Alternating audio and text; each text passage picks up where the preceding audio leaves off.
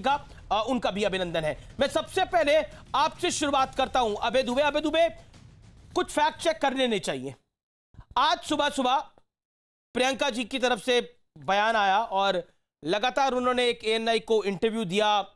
उसके बाद हम ट्वीट्स भी देख रहे हैं लगातार कांग्रेस प्रवक्ताओं के। उसमें कहा गया कि 9300 मीट्रिक टन ऑक्सीजन का एक्सपोर्ट हुआ है, लेकिन वो इंडस्ट्रियल ऑक्सीजन है, वो मेडिकल ऑक्सीजन तो है नहीं।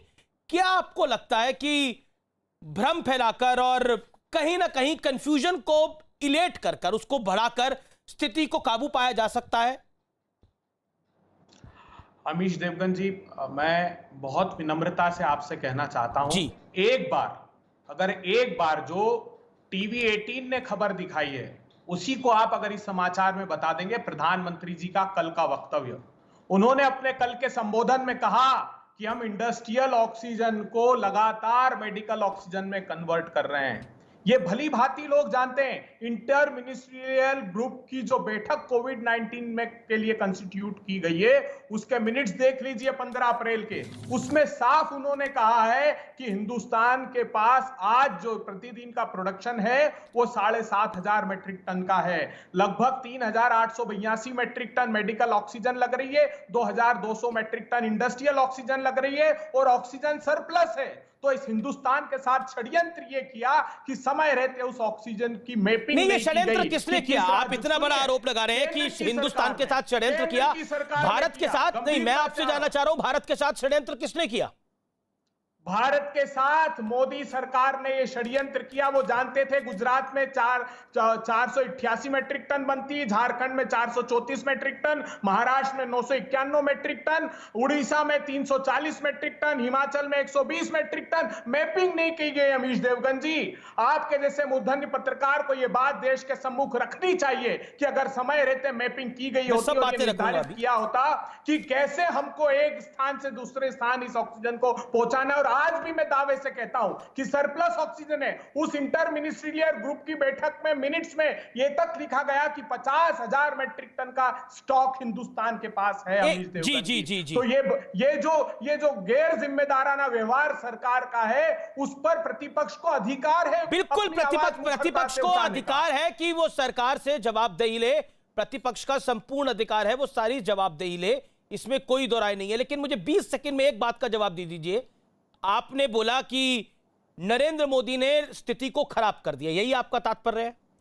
मैं आपसे जानना चाह रहा हूं, महाराष्ट्र में आप ही का शासन है, आप ही की सरकार है, हालांकि आप तिहाई पार्टनर ही सही, लेकिन पार्टनर है आप। छत्तीसगढ़ में आप ही की सरकार है, वहां पे किसने रोका था? वहां पे किसने रोका था, मैं जानने की कोशिश कर रहा हूं। दोनों जगह भयावह स्थिति है। महाराष्ट्र में कोविड के नंबर सबसे ज्यादा अधिक है और उनका ग्राफ, उनका चार्ट कभी नीचे ही नहीं गया है। इस पर जवाब दे दीजिए 30 सेकंड के अंदर। अमीश देवगन जी, देखिए हुआ यह है, आप उठा कर देखिए 21 फरवरी को पहली बैठक प्रधानमंत्री जी ने 5 राज्यों के चुनाव को लेकर अपने राजनीतिक दल की।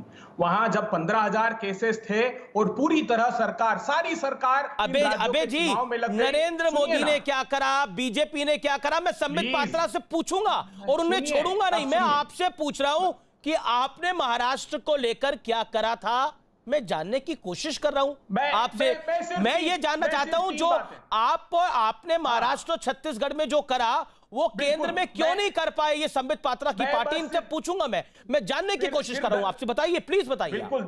और राहुल गांधी जी जो ट्विटर पर डेली कुछ लिख रहे हैं, क्या छत्तीसगढ़ की सरकार को, महाराष्ट्र की सरकार को, अपनी बाकी सरकारों को वो एडवाइस दे रहे थे, नहीं दे रहे थे इस दौरान? ये भी मैं जानना चाहता हूं। सिर्फ 10 सेकंड दीजिए। हाँ बिल्कुल। प्रियंका जी ने क्या advice the?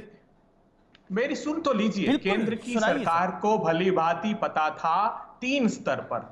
Centre for disease dynamics economic policy research America की रिपोर्ट के आधार पर कि 58 करोड़ तक केस हिंदुस्तान में आ जाएंगे इस समय तक। सीरोलॉजिकल सर्वे जो 2 फरवरी को किया था सीरम आईसीएमआर ने, उसमें बताया गया था कि 30 करोड़ लोग तक इन्फेक्टेड हिंदुस्तान में हो चुके। टीवी 18 ने अपने पोर्टल पर वो खबर प्रकाशित की है।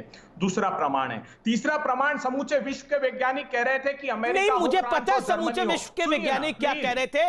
मैंने जसलोक हॉस्पिटल के डायरेक्टर से भी बात करी थी, उसने स्पेनिश फ्लू के साथ भी इसको कंपेयर करा था। वो बात आपकी है, ये आप जो बातें कह रहे हैं ये थ्योरेटिकल अमित जी, बातें महत्वपूर्ण है, लेकिन मैं आपसे प्रैक्टिकल सवाल पूछ रहा हूं कि जमीन पे क्या करा गया। देखिए मैं पिछले, मैं समय को काउंट करूं, पिछले 4.5 मिनट से मैं आपके पास हूं। मैं देखिए अबे जी, हम समस्या के निदान के लिए बैठे हैं। एक बार बात रखने दीजिए, आपके सब उत्तर आएंगे। अरे कितनी देर बात रखने दूं मैं आपसे सवाल पूछ रहा हूं कि महाराष्ट्र को लेकर आपने क्या करा, उसको आपको सार्वजनिक पटल पे रखिए। आप महाराष्ट्र को लेकर आप क्या करा, आपको मैं बताऊं 40 दिन पहले जब पूरे देश में 18,000 केस आ रहे थे, 12,000 केस महाराष्ट्र से आ रहे थे। ये सच्चाई है। देखिए इसमें दोषारोपण नहीं है, इसमें स्थिति को काबू करने की बात है, स्थिति को काबू करने की बात है। मैं चुनौती देता हूं, आप आश्वस्त होंगे मेरे जवाब से। मुझे सिर्फ 10 सेकंड दीजिए, उसके बाद पूरे शो में बोलने का मौका मत दीजिएगा। 3 स्थितियां थी जो किसी राज्य के सरकार के इख्तियार में नहीं थी अमीश देवगन जी, इस बीमारी से लड़ने के लिए।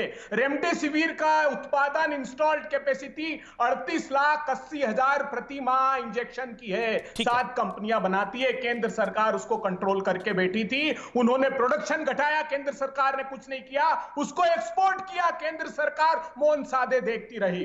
दूसरा बड़ा मेरे पास सवाल है कि ऑक्सीजन मैपिंग का काम केंद्र सरकार ही कर सकती थी, राज्यों के बस में नहीं है। मध्य प्रदेश खुद रो रहा है कि उत्तर प्रदेश की सरकार उसके ऑक्सीजन के सिलेंडर 10-10 घंटे रोक कर रख रही है। तो यह केंद्रीय स्तर से किया जाना चाहिए था। वैक्सीनेशन भी केंद्र सरकार के पास था अमीश देवगन जी। 5 फरवरी को इन्होंने फाइजर को मना कर दिया। ठीक है, अब